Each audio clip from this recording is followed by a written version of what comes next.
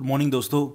Adverb chapter में हम आगे देखते हैं कंप्लीट इन्वर्जन। अब ये क्या होता है? कंप्लीट इन्वर्जन में सब्जेक्ट मेन वर्ब के बाद चलता है। ओके, कंप्लीट इन्वर्जन में जो सब्जेक्ट है वो मेन वर्ब के बाद चलता है। ये मेन वर्ब तो मतलब ये बाद में होगा। फिर देखते हैं आगे और क्या है। रूल क्या कहता है? अगर स्थान सूचित करने वाले एडवर्बियल एक्सप्रेशन से शुरू होने वाले सेंटेंसेस में कम, वॉक, लाई, स्टैंड, गो आदि वर्ब्स का यूज हो तो पूरा सब्जेक्ट वर्ब के बाद चला जाता है। अच्छा जी, एडवर्बियल एक्सप्रेशन देखते हैं। एक्सप्रेशन कौन से हैं?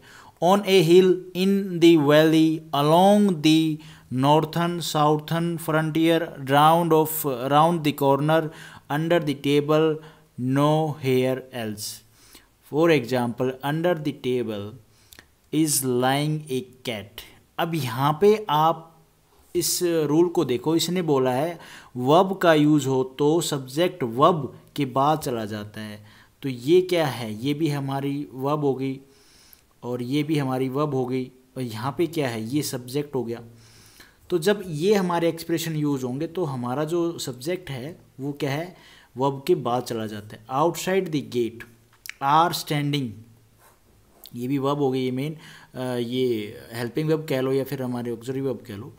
स्टैंडिंग टू बॉयज़, तो यहाँ पे आप देखोगे वर्ब के बाद में चला गया ना जो हमारा सब्जेक्ट है। के बाद ये हमारी ऑक्सिलरी वर्ब भी होगी ना यार, और ये हमारी मेन वर्ब लगा लो। हम इसको क्या हेल्पिंग वर्ब भी बोल देते ना। उसके बाद रूल है अगर डायरेक्ट नरेशन में रिपोर्टिंग वर्ब का यूज़ रिपोर्टेड स्पीच के बाद हो और रिपोर्टिंग स्पीच में नाउन हो। ओके, रिपोर्टिंग स्पीच में नाउन हो तो कंप्लीट इन्वर्जन का यूज होता है। For example, I am your friend said Anil. Complete inversion का मतलब ये है कि वर्ब के बाद सब्जेक्ट आता है। तो हमारी क्या है? सेड वर्ब है यहाँ पे और अनिल क्या है? सब्जेक्ट है। तो यहाँ पे आप देखो, जब डायरेक्ट नरेशन में रिपोर्टिंग वर्ब का यूज रिपोर्टेड स्पीच के बाद हो और रिपोर्टिंग स्पीच में नाउन हो, बिल्कुल नाउन है, तो कंप्लीट इन्वर्जन का यूज होता है। You are a good boy said Ram, subject. उसके बाद है some important points about adverb. क्या है? देखो, एडजेक्टिव से वर्ब को क्वालिफाई नहीं किया जा सकता। ओके, एडजेक्टिव से वर्ब को क्वालिफाई नहीं किया जा सकता। वर्ब को क्वालिफाई करने के लिए हमें एडवर्ब की जरूरत पड़ती है। The guest picked up the child every affectionately, child very affectionately and handed over to it the pocket of sweets। आप इस सेंटेंस में देखें तो गेस्ट के बाद हमारी वर्ब कौन सी है? पिक्ड। अब picked up the child very affectionately, अब यहाँ पे ये बता रहा है कि सेंटेंस में कि कैसे पिक किया। तो कैसे, इसके बारे में कौन बता रहा है? अफेक्शनेटली, वेरी अफेक्शनेटली उसको पिक किया। उसके बाद है एडजेक्टिव की विशेषता के लिए एडवर्ब की जरूरत होती है, ना कि एडजेक्टिव की। एडजेक्टिव की विशेषता बताते हैं तब हमें एडवर्ब की जरूरत पड़ती है, ना कि एडजेक्टिव की। A real brave man is not he who does not feel afraid but one who conquers that fear. यहाँ पे इस सेंटेंस में देखो, मैन के लिए यूज हुआ है ब्रेव। ब्रेव मतलब ये एडजेक्टिव है, मैन के लिए यूज हुआ है, नाउन की विशेषता बता रहा है। और ब्रेव कैसा brave? Really brave, real brave. तो यहाँ पे एडजेक्टिव की विशेषता बताने के लिए हम एडवर्ब का यूज करेंगे। रियल एक एडजेक्टिव है ना, और रियली हमारा क्या है? एडवर्ब है। तो आपको ऐसे सेंटेंस में देखना है कि कौन किसके लिए क्या यूज कर रहा है। उसके बाद है आंसर देते वक्त यस या नो का यूज सेंटेंस के अफर्मेटिव तथा नेगेटिव होने पर डिपेंड करेगा। एग्जाम्पल है have you bought a new car, तो ये पॉजिटिव में है ना, इसका नेगेटिव क्या बनेगा? इसने बोला है ना कि आंसर देते वक्त यस या नो का यूज सेंटेंस में अफर्मेटिव और नेगेटिव होने पर डिपेंड करेगा। तो ये अफर्मेटिव है और पॉजिटिव है। भाई अफर्मेटिव है ना, नेगेटिव होता तो भी। अब आंसर क्या है? इसमें नो भी देना पड़ेगा क्योंकि एफर्मेटिव है, पूछ रहा है पॉजिटिव सेंस में।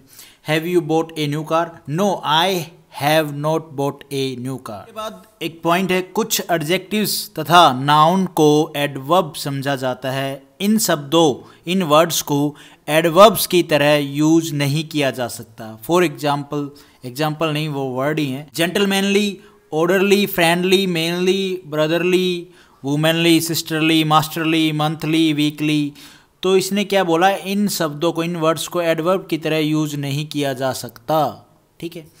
फॉर एग्जाम्पल तो नहीं है। नाउन प्लस में एल वाई एडजेक्टिव होता है, एडजेक्टिव प्लस में एल वाई एडवर्ब होता है।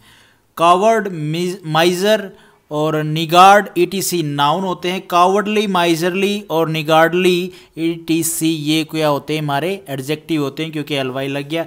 इन ए कावर्डली मैनर, इन ए माइजरली मैनर, इन ए निगार्डली मैनर ईटीसी ये हमारी क्या हो गई, एडवर्ब हो गई है। नोट, एल वाई वाले एडजेक्टिव्स को एडवर्ब ऑफ मैनर में बदलने के लिए इन ए मैनर का यूज किया जाता है। He spends his money in a miserly manner। तो यहाँ पे जो ये miserly है ये एडवर्ब की फॉर्म में यूज हुआ है कि इन ए कावर्डली मैनर, इन ए मिजरली मैनर, ये सब हमारी क्या होती हैं, एडवर्ब होती हैं, ठीक है। बाद एक नोट है, एडवर्ब एज का यूज नीचे दी गई वर्ब्स के साथ किया जा सकता है, जैसे कि as know, as describe, as regard, as view, as define, treat, इन सब के साथ। और नीचे दी गई वर्ब जिनके साथ में एडवर्ब एज का यूज नहीं होता, ये है हमारा name, elect, choose, make, think, consider, call, appoint etc.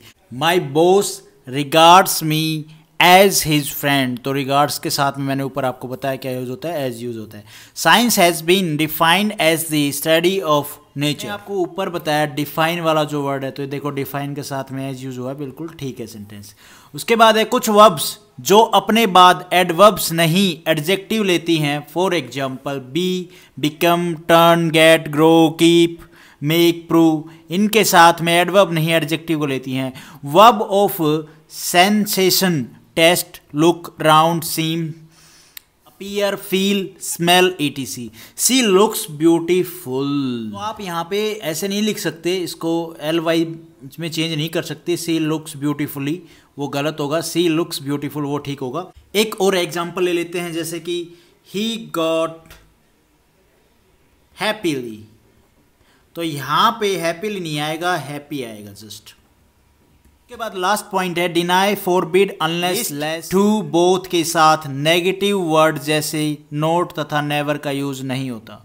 Okay fine, इन सब के साथ में नेगेटिव वर्ड जैसे नोट और नेवर का यूज नहीं होता। I do not see a doctor unless I gets, बिल्कुल ठीक है। अगर यहाँ पे हम लिख देते I do not get ill, तो वो गलत होता है, यहाँ पे डू नॉट नहीं, क्योंकि ये नेगेटिव सेंस ही खुद रखता है। तो यही था adverb chapter. Thank you for watching this video. Video आपको ठीक लगी तो लाइक करना, चैनल पे नए हो तो भाई सब्सक्राइब करना।